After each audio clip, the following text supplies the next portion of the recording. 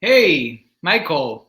Hey, Huáscar, how's it going? How are you? I'm going to take a quick look and see how live we are on Facebook. So Okay. see, um, yeah, I don't really, but anyway, I'm just gonna we can vent for a little while. Thank you so much, Michael, for being here. I'm really excited to share this panel with you. I it's incredible to share any panel regarding these two countries that we've been covering for so long, but to cover it with a journalist that I admired for so long, and have been in places to report on one of the most important moments in history.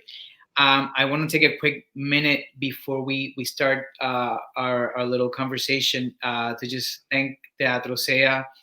Um, Angel Antonio Ruiz, who's made this festival possible, Borimix, and this year with Haiti. The Edgar, who's been in the technical end of everything, helping us put on this panel together. And I just wanted to point out one quick fact. I was going through my notes to see one of those pivotal points that we could discuss, and I realized that in 1952 Puerto Rico had a folklore festival, and it included different islands from Caribbean, and it was right at the threshold of Puerto Rico becoming the ELA, Estado Libre Asociado, um, Yeah. and it was a way for uh, the U.S. and Puerto Rico to bring attention back to the Caribbean, especially as a unity. The Christian Science Monitor sent a reporter to Puerto Rico, and some of the really great notes from that um, uh, express some of this incredible event that, for some reason, then eventually it sort of didn't replicate itself. Uh, I think since I started reporting on Haiti, I always ask myself, why is Puerto Rico so detached from Haiti being part of the Caribbean? And there's tons of reasons. Um, but I was hoping that before we begin, I just thought maybe you and I could talk a little bit about our experiences in both countries. And if you don't mind starting telling us, your Haiti and your Puerto Rico experience. Sure. I have something of a family connection with Puerto Rico. My grandparents lived in Mayagüez in the 1970s. Before moving to New York, they had lived in Argentina for quite a number of years in Rosario and Buenos Aires.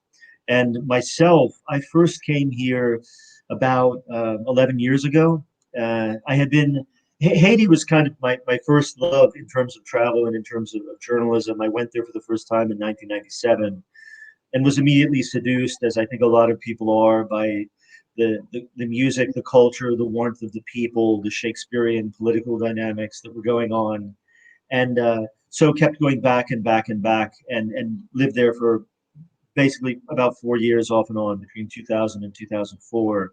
And it was the subject of my first published book, and but I always had this interest in Puerto Rico, not only because of the family connection, but because of the very fraught relationship Puerto Rico has with the United States, and coming here and seeing the situation here, which basically my first visit, which was about 2010, was when austerity really started to bite really badly here, and you saw the kind of bad side of this arrangement that it had with the United States really impacting people's daily lives. Right. And obviously, the facade was completely torn away by Hurricane Maria in 2017, and that's when I really kind of dove into the place and ended up, writing a book about here and moving down in 2019, and using the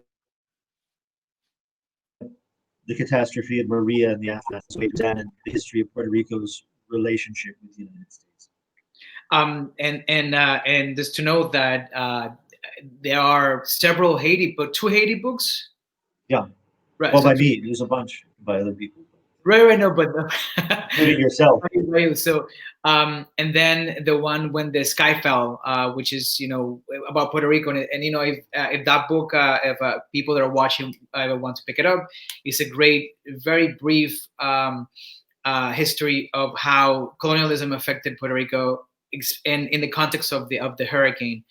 Um, on my behalf, my interest in Haiti started in Puerto Rico. I was actually a little appalled at how the Haitian community that lived in Loíza, in the Puerto Rico's most prominent black community, were seldom ignored, and how they were selling all this artesanías in this popular route, and you've probably been there, piñones, where there's like all this like Afrocentric sort of energy, and I couldn't believe why they were so invisible, even though they were there.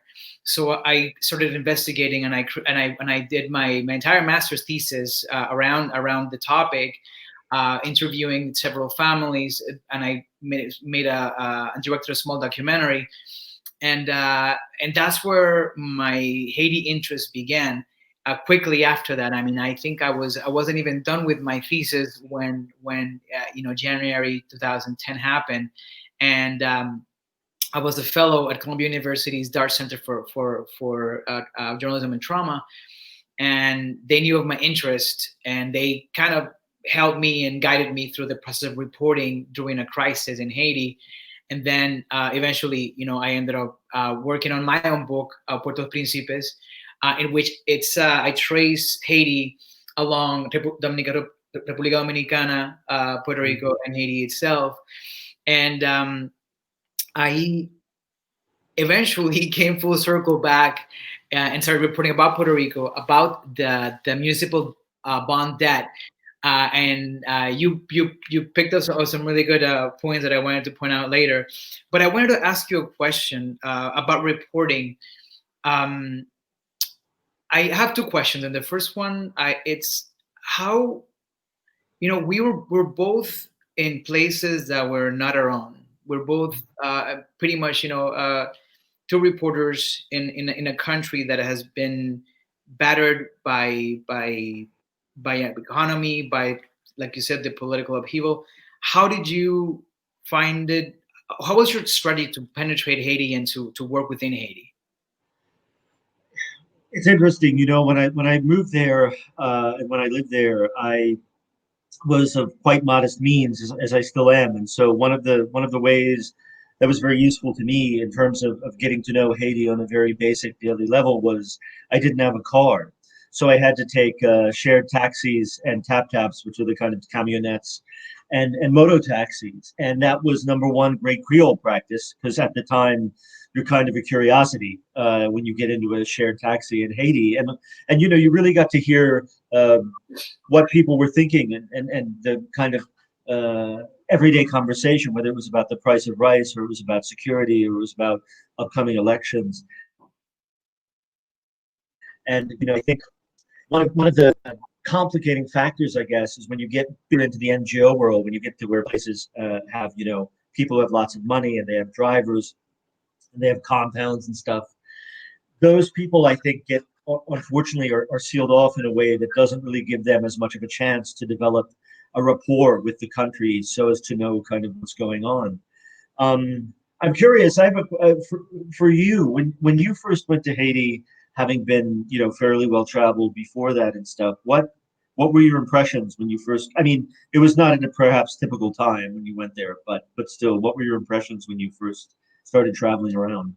So immediately, the moment that we went we went over Himani, and we reached the border, we crossed the border. The moment that we started, the I went with the caravan of folks with the Dominican Republic, this aid group that was also there to help. Um, I immediately hooked up with another reporter, a war reporter called Marco De Lauro, and we actually found a spot at the UN to sleep on the MINUSTA.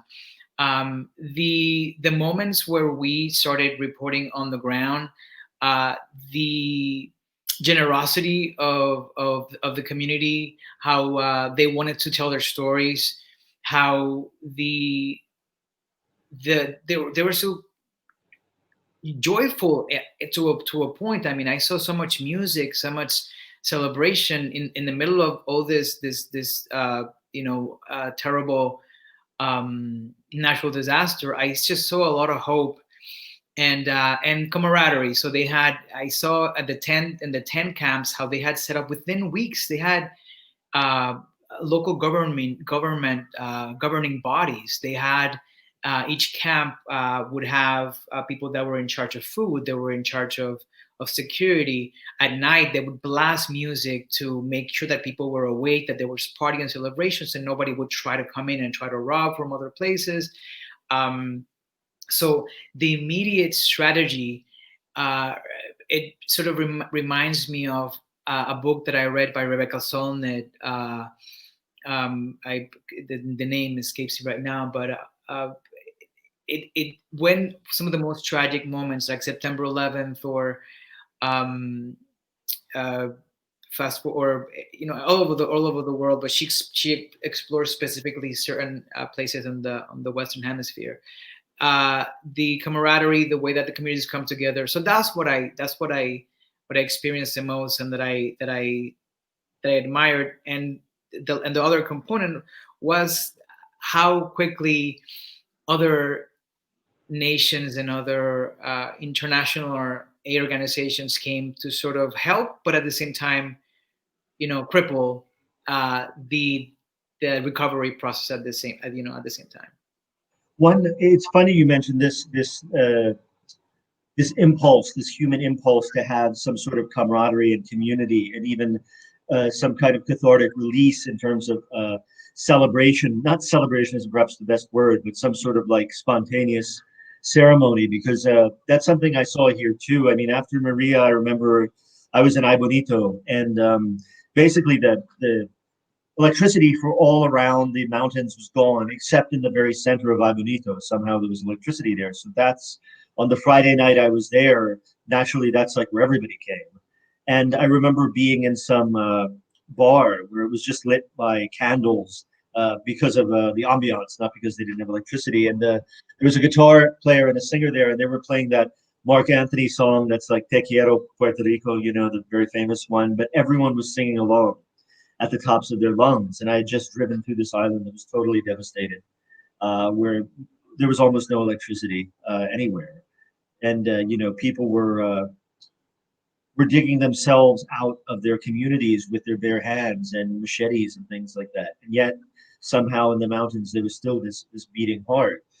And that's, I think, something you find a lot in Haiti over the years. I mean, in the 24 now almost years I've been going there, they through all of these crises, multiple changes of government and political upheaval and the hurricanes and the earthquake and all this stuff, there is somehow this heart that is the same heart that overthrew the French and succeeded in abolishing slavery and gaining Haiti its liberation when the U.S. was still a slave-holding country. Right. That still beats somehow, despite all of that.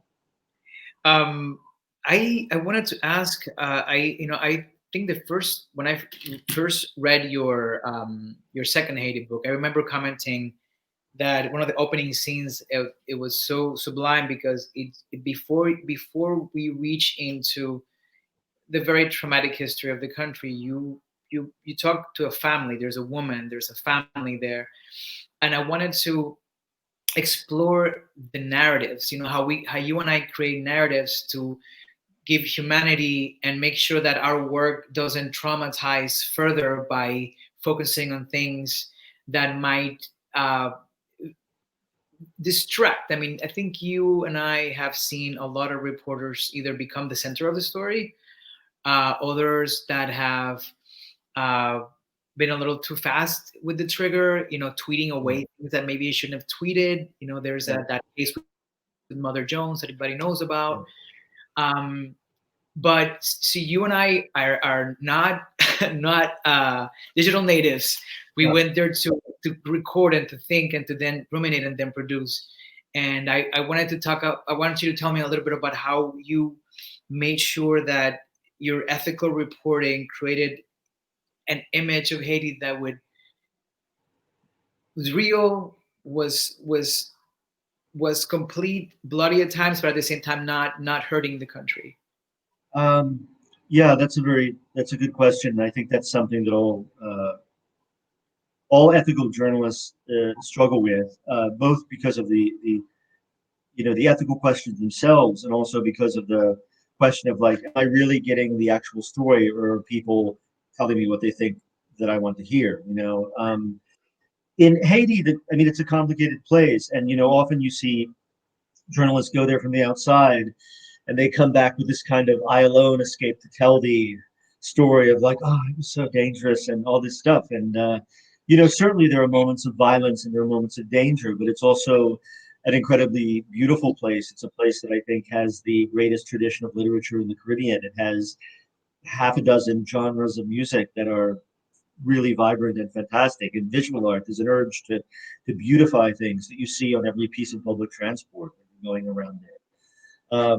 So there's this kind of melange of aspects to it. And if it was just all depressing and all political violence, why I wouldn't have spent 24 years of my life or whatever going back and forth there all the time. And I have to say, in Puerto Rico too, I find, to me at least, being an outsider, I find that the image of Puerto Rico, I mean, especially in the kind of mind of mainlanders, I would say, you have a couple of images, one of just beaches, so one of Viejo San Juan, basically, and they're all these kind of tropical, bacchanal almost getaways. And Puerto Rico certainly has that aspect to it, but it also has the mountains, which Right. to me have a completely different energy and completely different ambiance to the coast. And it has this history of almost like a recessive gene of defiance of being part of the United States, from Albizu Campos to Los Macheteros to these other, more, I would say, like nonviolent aspects of manifesting that. Right. And the strange thing is, and this is something that infuriates certain sectors of Puerto Rico's political class when I talk about it, but I could totally understand the compulsion towards statehood, towards ending the second class citizen of Puerto Rico. Like, okay, either statehood or independence, one or the other. But this, what it is now, probably can't continue. But I can think of fewer worse vehicles than the governing party for which to achieve that person. And I think that whole complication, uh, you know, has to go into writing about it, because despite the fact that we have had this duopoly governing Puerto Rico for decades and decades and decades, there's so much more to the story of the struggle of Puerto Ricans than simply the status question of the island. Right. And in fact, sometimes I think that's a distraction towards the daily life and the daily struggles of everyone here, Yeah. uh, as you know better than me. I wanted to take a chance and pick a topic that you mentioned. It was, when people want to tell you what they want to say, but you don't really know exactly if it's translating correctly, or if you're getting, what the story really is. And that's something that reporters, we have to do with that a lot. Um, in Haiti, I don't speak Creole, and I needed to have a translator. And what I tried to do to kind of offset that reality of dealing or reporting on very, very difficult and delicate subjects was also to try to uh, a speak with other reporters in the area that were, that I could talk to. They could give me some of the info. I spoke with Mari Vio from Signal FM, and I got a lot of his first wave knowledge of how things unfolded after the earthquake. Um, and the other thing was trying to dig for stories of hope. And I know that sounds cliche, but the truth is, um, it was very easy to find a lot of people who would say my family and my entire family, died under a collapse structure. Um, and or I remember my driver telling me things that he actually saw, and people that he helped out of buildings. But I tried to also find stories of people that were thriving or surviving, and what were those strategies so I could have a complete picture. And eventually I thought, what about culture? How is Haiti embracing culture, and how is Haiti using culture to deal with trauma?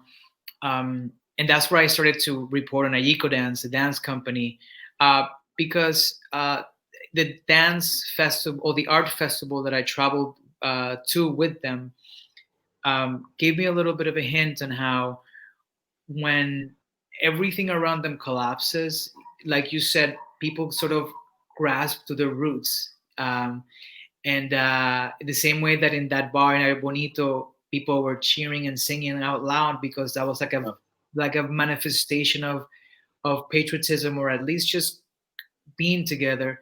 In Haiti, I saw how the Voodoo rhythms, through a lot of these concerts that I went to, got them together. And I remember asking the director, Yangi, was like, do they understand? Because Yangi's Ayiko dance, it's a modern contemporary dance company.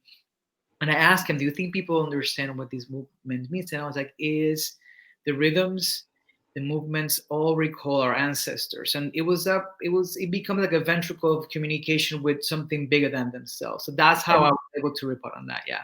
Yeah, and if you go, if you go to the voodoo pilgrimages, the big ones like Souvenance or Plan du Nord, for example, you feel also almost as if, when you're watching it and you're experiencing it and you're hearing the music, you're mainlining a connection to Africa into your veins, basically. And that has continued through, I mean, it just is mind blowing to me that that has continued. Those same rhythms were being played when Toussaint Louverture was a coachman at the Breda Plantation, and that's a kind of, I mean, in a broadcast for Radio Haiti and Terre in the 1970s, Jean Dominique, the slain, very famous Haitian journalist, did a broadcast from Sodo, which is another voodoo pilgrimage, and it was basically about the iconicness of this pilgrimage. But what it was also saying, the subtext of it, was that that was a form of resistance. It was a form of resistance to the abusive central power. And I have to say, to be honest with you, one place I find that in Puerto Rico is in La Perla, a couple blocks from where I'm talking to you now. You have this beautiful waterfront location, basically, where I'm sure every crypto bro or financer is looking to develop that into some luxury hotel. But the people there have their life, they're living their life the way they've lived it, and some of it's good and some of it's bad. But that also, I think, in a way, is a kind of resistance. Hey, listen, music as a way of resistance was written in Haiti. The Rara Voodoo bands who use coded messages to Yeah. criticize the governments in a way so they wouldn't be penalized. And then fast forward to Puerto Rico with, like, trap and reggaeton. So the reggaeton to the Rara Voodoo sort of connection, I can appreciate when in one country you're so suppressed that you could say something like about the reigning body and pretty much lose your life, and in Yeah. Puerto Rico where you can freely accuse former Governor Ricky Rosselló of a lot of things like he was, Yeah. via rap, right? So but it is that one resort that vocalizes either just physically, just the anger, or openly with clear messages, or coded, like in the case of Rara Voodoo. And I think even before, the modern era in Puerto Rico, I mean, a song like Caras Lindas by Ismael Rivera, when you have an island in which I feel like certain forces had tried to instill in people that what is to be aspired to is Americanness, i.e., whiteness. I think even having a song like that is a big piece of social commentary. Even though it might be set to a very jaunty, salsa rhythm or whatever. So I think one thing that's always been interesting to me is that, during the 60s and 70s, there was a small but important community of Haitian exiles in Puerto Rico. I'm thinking of like Yeah. Jean-Claude Bajot and Sylvie Bajot were living here in Atoure. Gerard Latatu, who was a former prime minister, I think was teaching university in Saint-Germain, I think. Um, but so, you did have a little bit of a connection to Haiti in that sense. But there, I've always been really interested that whenever I travel around the Caribbean, it seems like all of the kind of art that's sold at the cruise docks or whatever, all of those paintings basically are based on the Haitian style. They're basically different images of the same of the same paintings, and in that way, I feel like Haiti's influence has been kind of under the radar, sneaking around the Caribbean. But do you think? I mean, as someone who grew up in the Caribbean, what do you think? What is the view of Haiti of people growing up in Puerto Rico? Because in some places, among some in the Dominican Republic, they look at Haiti as like a lesson, like, oh, don't screw around too much, or you might wind up like Haiti. Right. Is the kind of so? What do people think of it here in like when you were going to school and growing up and stuff? It was non-existent. I mean, the this is exactly why I got interested in Haiti, because I thought, how incredible, there's like this entire community from another island here that nobody knows about. I remember that when I was living in the States and I came back in 2002, and I remember that there was a community of Haitians in Humacao, and Mm. people would go there, or like Puerto Ricans would go there to buy their arts and craft, which are really beautiful. You've seen them, and they import them and then they sell them.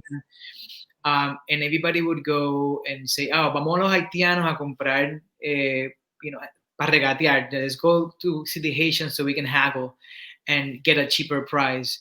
And it became like that kind of that kind of world that was available to us, and that's why, fast forward to like 2008, I started doing my master's, because I thought, how curious that there's an entire Caribbean community here nobody talks about. And basically, I mean, I mean, listen, it's a small, it's a thesis that really wanted to understand. So I interviewed Paula Tortu, but I don't know if it's a family of the gentleman that you just mentioned, but Paul, who's a very famous Haitian presence in Puerto Rico, the priest for at the San Mateo Church that gives the homily in Creole, and a few other members, Emily Michel, the singer, basically just sort of like trying to understand, this divide, and basically the conclusion is, Puerto Rico was so Americanized that we distant from Haiti. I mean, I spoke with a lot of people. Again, 1952, we had that big festival where Haitian bands and singers and dancers were in Puerto Rico, as well as from Martinique and other islands. In the 80s, there was a point where, like, Haciendo Punto en Otro Son, that famous Puerto Rican protest music band, was also creating some extending theirs. Ana Lidia Vega, the writer who who wrote about, the Confederation of the Antilles, and there's a lot of interest, but somehow, the Haitian as an idea just didn't expand the way that, we would have liked. That's why Borimix this year with IT, it seems like a dream come true, because this is exactly a way to sort of bridge those gaps. Well, and one thing I've always struggled with is trying to figure out why Haiti is so. It's always kind of treated at the margins, even among CARICOM. Like Haiti's the most populous member of CARICOM by far, and not so much anymore. But 10 years ago, it was very much treated, I think, in a kind of second class kind of way. And yet, at the same time, everything that the rest of the Caribbean aspired to, independence, kind of self liberation, the Haitians did that decades, and sometimes more than a century, than anywhere else, Oh, basically. yeah. And the even though Puerto Rico and Cuba obviously have this long connection and were ruled jointly by Spain for years and years, uh, the stories of Haiti and Cuba are somehow linked to me, especially because the Haitians historically went to not just the Dominican Republic, but to Cuba to cut cane for generations and generations and generations. And so you have a lot of this, and from Jeremy, which is this city on the south west kind of point of Haiti, and that little isthmus, the Grand Anse. You're so close to Cuba there, and Cuba's so close to Haiti that when you're on either side of that channel, you really feel, to me at least, the connection. And for me, when I'm in Puerto Rico, when I'm in Mayagüez, when I'm in that side of the island, to me, you feel almost like you're sinking more into the Caribbean, whereas San Juan feels a lot more Americanized to me than once you leave the kind of environs. Did you? I mean, aside from Louisa, obviously, which is to me has always seemed like the beating heart of kind of Afro Puerto Rican culture. Um, are there other places around the island that you think they've had a holdover of that kind of cultural connection as well, that I maybe missed?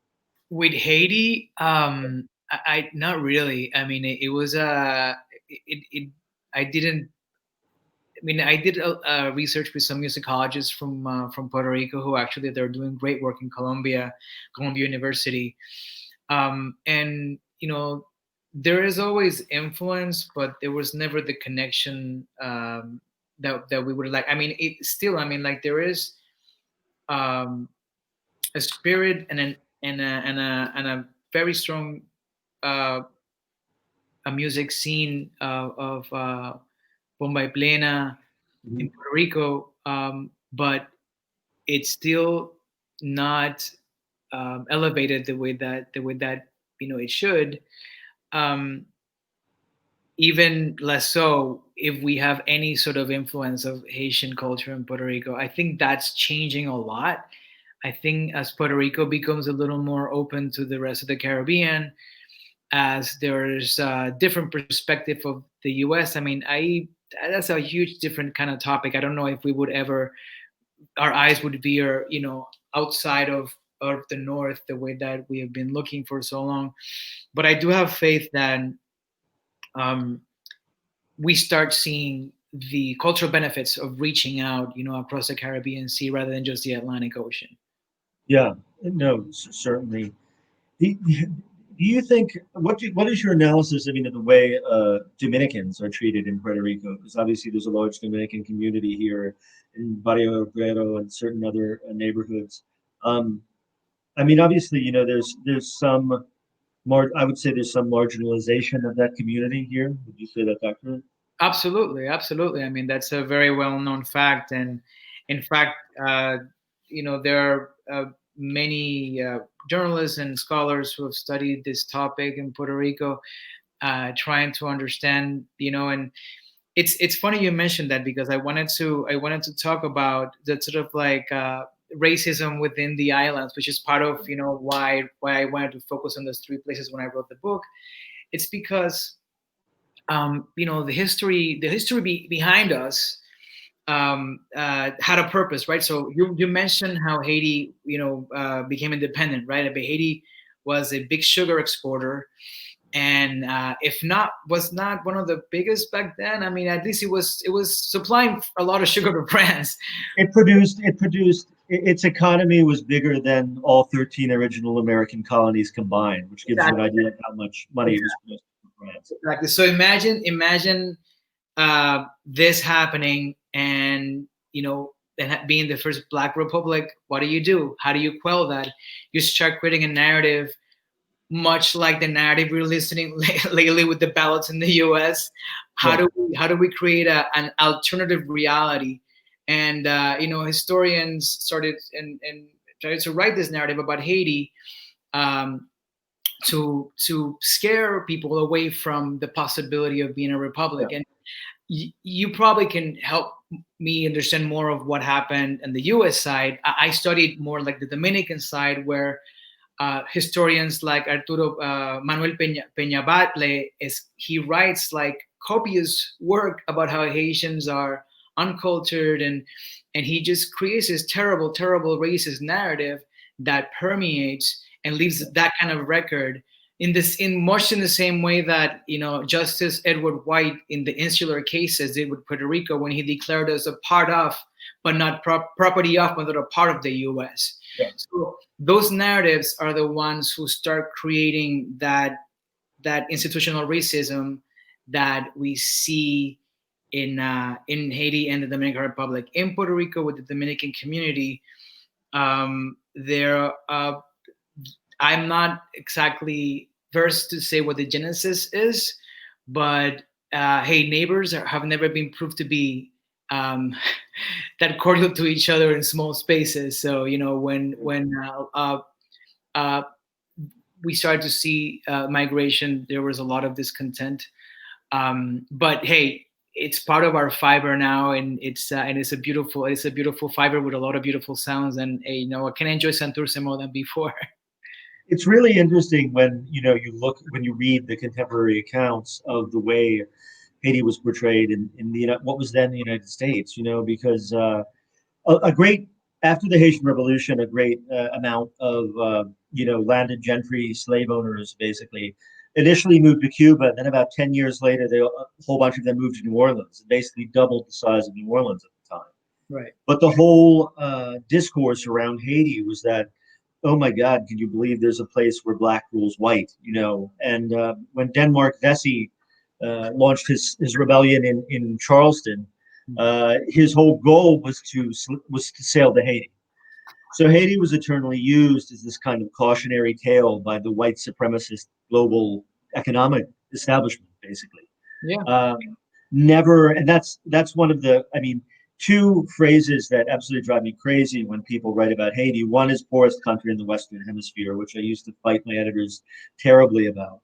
And the other is when people are like, it was called the Pearl of the Antilles. Well, if you were a slave in Saint Domingue, it wasn't particularly a pearl for you. Exactly.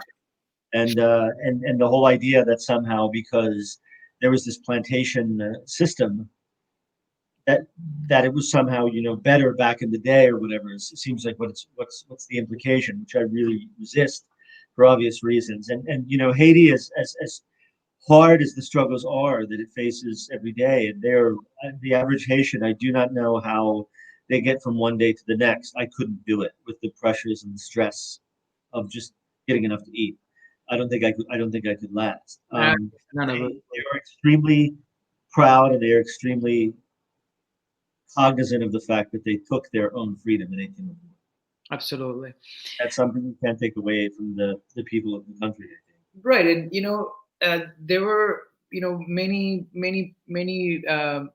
big voices in Haiti, not from Haiti, but people like Paul Farmer, who wrote The Histories of Haiti, and talks about how it was easier to maintain the image of poverty because that would be a cautionary tale of what happens when you try to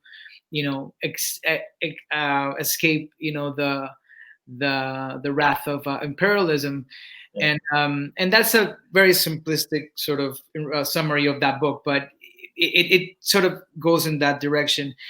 I my when I was writing about Haiti, I always thought the way things are going, Puerto Rico could perilously be close to something like that.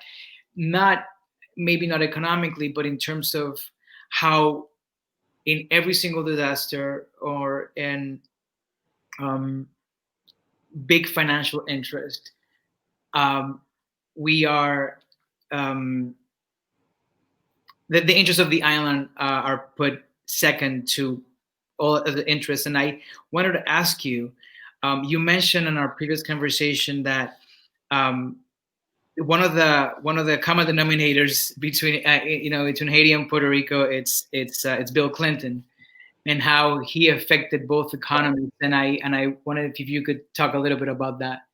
Right. So, I mean, there's all these kind of conspiracy theories and things like that about Bill Clinton and Hillary Clinton after the 2010 earthquake. But if one wants to look at something he did that did devastate Haiti terribly, it's when he helped create this structural adjustment plan in the mid 1990s, which lowered the tariff on imported rice. And so basically, I always forget the exact number, but it basically went from somewhere around 50% to 3% the tariff on imported rice. All of this rice flowed into Haiti. in the mid to late 90s, and continues to do so from US states like Arkansas. And the peasant farmer lost their ability to compete, basically, economically with indigenously produced dairy Creole. And that it resulted in a flood of people to the cities, especially Port-au-Prince, where there were no jobs waiting for them because the manufacturing economy had been decimated by the embargo in the mid 90s, which was also a Clinton creation and an Aristide creation to get Aristide back in power.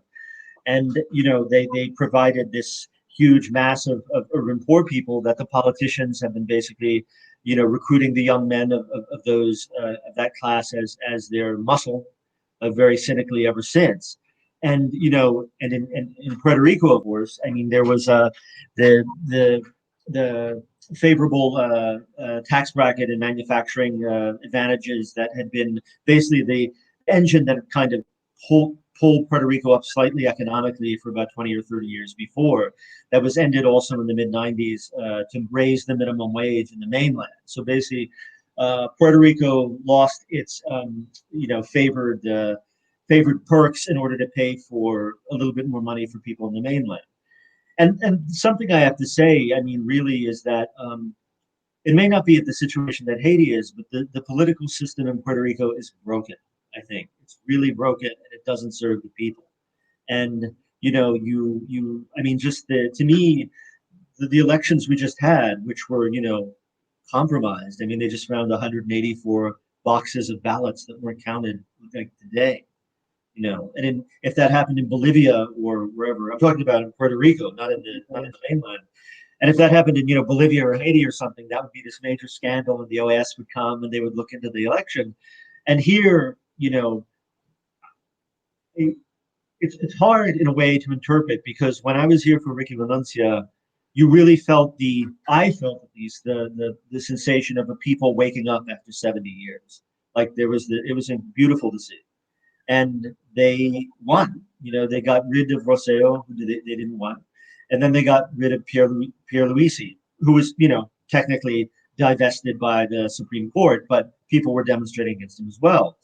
And now it's like a little over a year later, and Pierre Luisi is back as governor. And the PNP, though their majority is not as big as it was, and there are some other party candidates, not just the PIP, but the MBC and Proyecto Dignidad in the legislature. Basically, it seems like the system has proved to me more resistant than the protests of the summer of 2019, which to me is very sad, because I think when you drive around Puerto Rico and you see the conditions people live in, and you see the stresses they're under, and you see that everybody has to, if you're a young person who has any kind of ambition, basically you have to leave. Right. And that's sad. And that doesn't seem to me like a system that's working really great for the people here. Absolutely. We had also in both of our research, we have discussed the economy, and like you said, the broken system, specifically how after Clinton negotiated the elimination of the 936 tax break companies, to be able to give Congress, was it the minimum wage, right, Gingrich? So, Hike the minimum wage, yeah. right, to increase the minimum wage. So again, sacrificial lamb in Puerto Rico, and then the economy over the course of 1996 to 2016, that goes along with when the Navy leaves. There's another chunk of money that leaves. And suddenly Puerto Rico is in a financial spiraling economic downturn, and all of a sudden we have the Sanchez Vilella case, and then all of a sudden the curtain falls, and then we have realize that the associated statehood is a sham. It's and we start to see how these colonial structures create the economic conditions that describe what you just said, seeing how the youth, to be able to go get somewhere, it's has to leave. And we're talking about things like the municipal bonds, that debt, how it decimated, but also how the system allows, because the foreign companies and even national companies from the U.S. and Puerto Rico, because their money goes outside of the island, it's not retained here. So our gross domestic product is really low, and I don't know, just in 2000, I think it's 2010, about $33 billion left the island from Yeah. companies here. And that's one thing, that I've certainly seen is you see all these people kind of reaping the benefits of parking their money in Puerto Rico, basically, or like generating income for themselves here. But I really don't see that changing the quality of life of the people. And even before Maria, I mean, I would drive around the mountain towns, and you would see every year like more shops closed, more people gone, and to the point where you would think, my God, there's not going to be anybody left. And now that we had the storm and the earthquake and now COVID, it's really tough on the island. And one thing I have to say too, I mean, just like my own kind of strata of society, i.e., gringos who come to Puerto Rico, or mainlanders or whatnot. I mean, the way most of them behave here turns my stomach, to be honest with you. I mean, it's this idea of I'm going to come down here, I'm not going to bother to learn Spanish, I'm going to rent some apartment really cheap, and live out my fantasy of being whatever, some sort of master of the universe down here, because it's much cheaper to live here than in Manhattan, obviously, or Silicon Valley. And I just think there's, with all of the history and the analysis, political analysis written historically by Puerto Ricans, and the poetry and the fiction and stuff. This is actually one thing I wanted to touch on in Haiti as well. I mean, I think in order to understand a place like Puerto Rico, to even begin to get a grip, that kind of product is as important as any journalism. I mean, because one of the ways I got to know Haiti and got to know kind of the significance of the political tapestry I was seeing was through the writing of people like Jacques-Stephen Alexis and Jacques Romain and Lionel Trouillot and Yannick Lahens and people like that.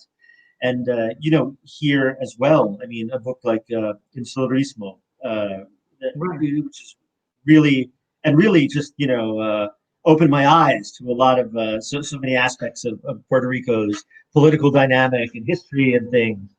And those things, if you're doing a journal, if you're working as a journalist in a country, whether it be Puerto Rico or whether it be Haiti, I think you really have to ground yourself in those works as well, and not just read whatever was published in the last 6 months in in a newspaper or something like Which is exactly my next point.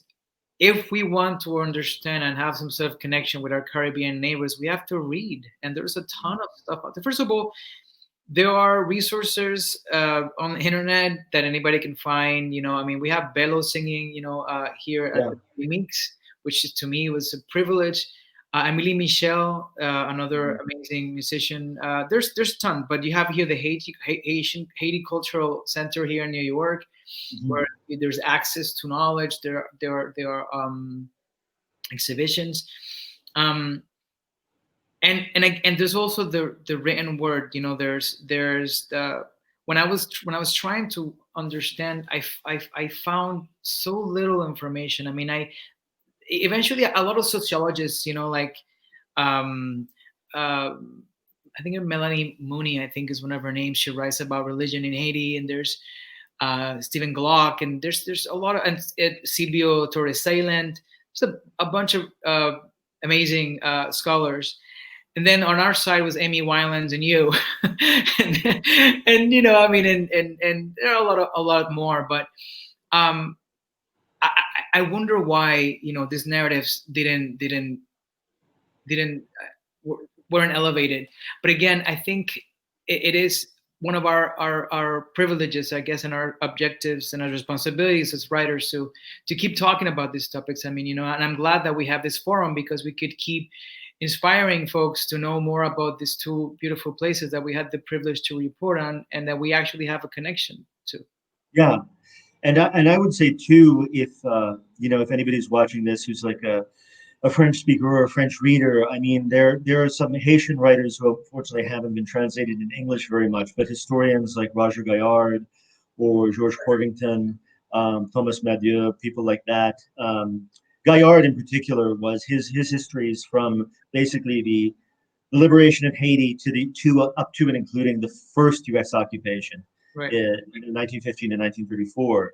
They were, I mean, I would have been lost understanding the history of the country without them. And unfortunately, those books are really hard to find. I mean, there used to be quite a few bookstores in Port-au-Prince. There still are a couple, but those books, I mean, if I find one of them, I just buy it because I have no idea if I'll ever see it again. The ones I don't already own. And yeah, I mean, I think with Puerto Rico, hopefully, um, I would like to see a more deep and well-informed discussion, certainly among English language media, that makes more of an effort to hold those who ultimately control Puerto Rico's destiny accountable, which is the president and the Congress in the United States, not here. Absolutely. And sort of a starting sort of a closing remarks is that when catastrophes occur like Haiti and the earthquake and Puerto Rico and Maria, when the countries are trying to rebuild, they have to put culture high in their budget. I mean, when Haiti after the earthquake, the UNESCO director, tell me, like how to pronounce his last name, um, he said, I read the entire manifesto for reconstruction in Haiti, and I found no one mention of the word culture. If we start finding creating funds that put arts and culture at the helm of this reconstruction efforts, we could find translators to build this, like the works that you just mentioned, into English or Spanish, to create cultural events that like this to allow us to reach across and understand each other better. um, so if I believe that these are the kind of events through knowledge, but also through the prism of our modern and traditional uh, artists and representatives and scholars, we can start to create that bridge that could unite us, but also to enrich us as islands and as sister islands. Well, one of my dreams has been there's a great or at least pre-COVID there was, and I'm sure there will be again. There's a great literary festival in Haiti every year, and I wanted to arrange a Puerto Rican panel of like three authors to come and speak about literature in Puerto Rico in Port-au-Prince.